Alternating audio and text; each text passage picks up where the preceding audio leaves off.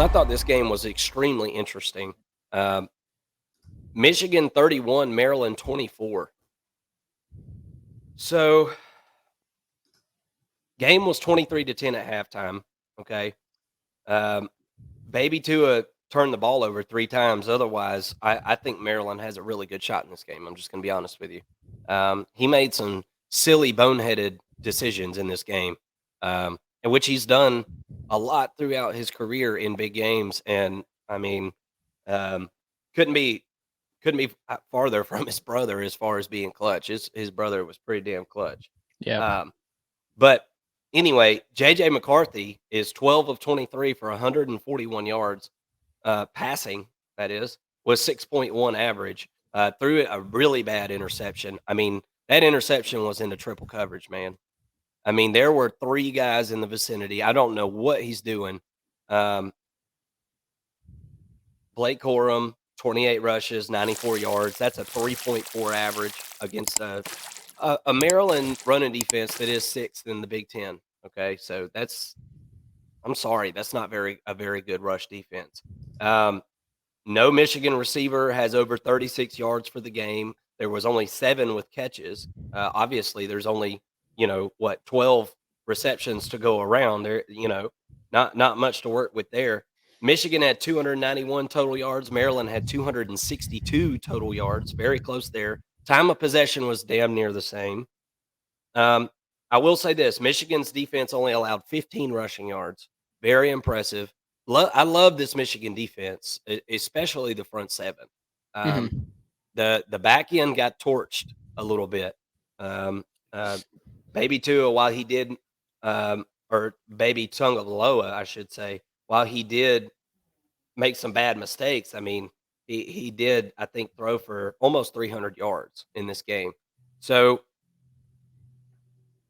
here's where I'm at with Michigan. I argued with some Michigan fans last week, online about, they were saying, they were taking pride in the fact that they ran the ball over and over and over again on Penn State.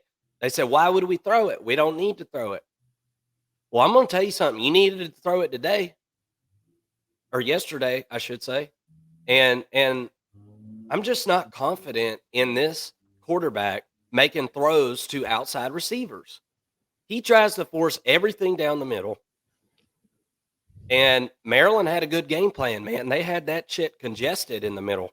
There was guys everywhere, and he still threw it into them. I'm just I don't know if JJ McCarthy is the guy that's going to be getting Michigan to the promised land. And beyond that, I don't know which receiver is a deep threat in on this offense at this point.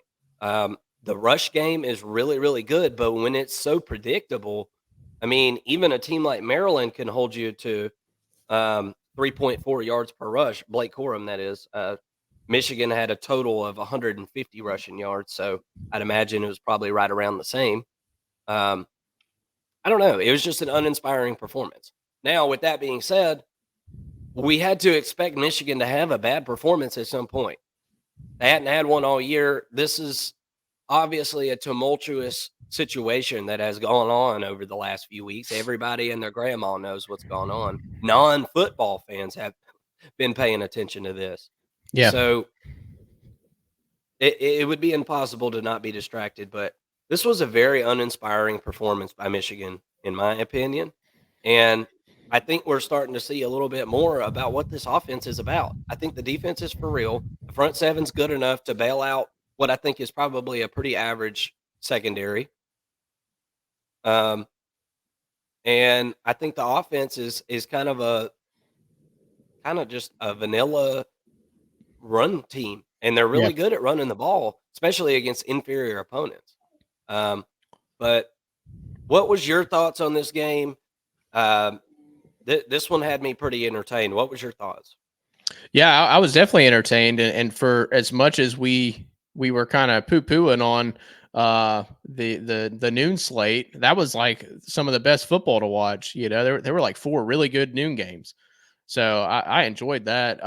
And this one was the highlight of all that, to me, and Really, with Michigan, I look at the first, I guess it was the first maybe like 7 minutes of this game or so. Um, Michigan got the ball to start. They went 3-and-out. Their opening possession. Maryland goes 57 yards down the field and kicks a field goal.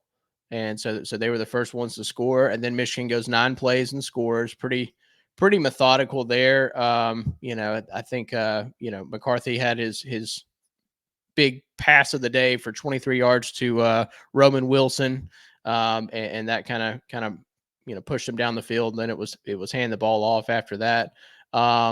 They score a touchdown, and then on the next possession, Maryland fumbles the ball and Michigan returns it for a touchdown, right? So that's 7 points there that the defense went out and got. And then on the very next possession, Maryland goes 3-and-out again, and they punt the ball, and it was blocked. And the punter had to kick it through the end zone for a safety. So that's another 2 points that the special teams got. So that's 9 points right there. And then Michigan was able to go down for a 15-yard, 7.5-minute drive and score a touchdown. And you're thinking, dang, they're about to put this one away. It's 23-3 at this point. And you're thinking, man, it's over, Maryland's out of it, and we're barely into the second quarter, or I guess pretty good halfway through the second quarter at this point. And then they go down and answer on a 14-play drive and score. And I think that was pretty important. And then you mentioned the interception that McCarthy threw, kind of a bonehead play there. It didn't amount to much. They ended the half at that point. There was only 11 seconds left. It just cost them a touchdown, though. I mean, they were right right on the goal line. Right. Yeah. So, Maryland comes up and gets a big play there on defense. And then Maryland gets the ball back and they go down and score. And you're thinking, man, it's 23-17 now. We got ourselves a ball game. And Talia has an interception on their next drive. That Michigan goes 3-and-out. Talia has an interception. Then Michigan scores a touchdown. And then Maryland scores a touchdown and answers. And at that point, I saw a lot of like a lot of tight buttholes on the Michigan sideline at that point, because it's 29-24, right? They were puckered up. They were puckered up for sure. They're on the road in Maryland, and they're thinking, man, we're getting all we can handle at this point. And that was pretty much it. I mean, you saw Michigan go, let's see, on their last 3 drives, offensive drives, or 3 out of the last 4, not the last drive where they ended the game with a 3.5-minute drive, but they got 1 first down, and that just tells me how apprehensive they're being and trying to run the ball and kind of churn that clock a little bit. But Maryland almost was able to do something with it. And then Maryland also threw another pick in their second to last drive, and then had a safety at the end of the game. So disappointing. I thought Maryland had a really good opportunity there, and it was wasted with some sloppy play. But overall, I mean, Blake Corum has 28 carries for 94 yards and 2 touchdowns. It's not great. 3.4 yards per carry. Not great. Donovan Edwards was 3.5. McCarthy was just over 50% passing. Offensively, I just thought this was a lackluster performance. And defensively, yeah, you can talk about how good they were, I guess, but they still gave up 24 points to Maryland, and Maryland's been pretty bad here lately. I don't know. To me, this looks like a very beatable Michigan team. And for my money, I think that Ohio State is the favorite to win the Big Ten at this point. And not that Ohio State looks as good as they did last year. They're not world beaters or anything like that. But I've seen enough from Ohio State's defense to tell me that, they're going to give Michigan a handful. It's really going to be a struggle. I'm already going to bet the under. I don't know what the over under is, but I'm betting the under, whatever it is. That's going to be it's going to be like 44 or something. Probably. Yeah.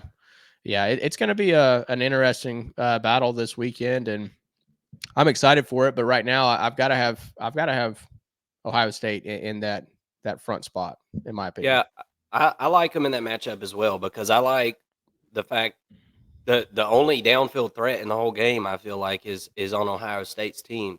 So I like Marvin Harrison against these corners. I think they're going to be able to scheme him open.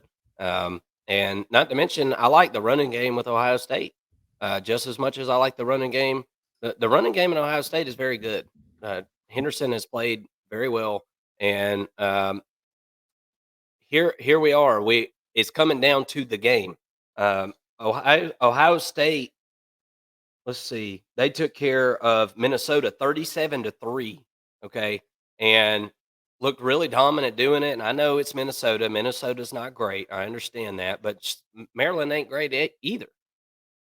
We talked about it in the preseason, and I specifically talked about the fact that I feel like Ohio State took it very personal, and I think it's very clear that they took it personal, that everybody was calling them soft. I mean, we all saw Ryan Day go off on 102-year-old Lou Holtz earlier this year for Lou Holtz saying that they weren't the most physical team in that Notre Dame game. They've obviously not been completely insulated to the noise, and nobody is. But this team that Ohio State has built this year is a lot different than the one that we've seen recently. It is a defensive led team, and they have a game manager at quarterback. They have a good run game, and they've got probably the best pound for pound player in college football, arguably the Mhm. best pound for pound player in college football, and Marvin Harrison at wide receiver. And I think that is a huge weapon in this game that's coming up. Whoever can win the game next week is going on to play Iowa, and again, let's take the under. We'll take the under again in that game in the Big Ten championship because that's not going to be a high scoring game at all. Um, Right. so we may see 10 pass attempts in that game. If Michigan makes it, they may just decide to just run the ball the whole time. So I'm not in love with this Michigan team right now. If you can't tell, I don't like the fact, obviously, that they've cheated. Um, I can't help. My brain can't help but think, well, maybe things are a little different when they didn't know what Maryland was about to run. You know, and I'm not. No, I don't know that that's completely true. I mean, that people guess all the time. I stood on the sidelines in high school football and yelled, "Run, run, run!" Whenever I thought it was a run play, right?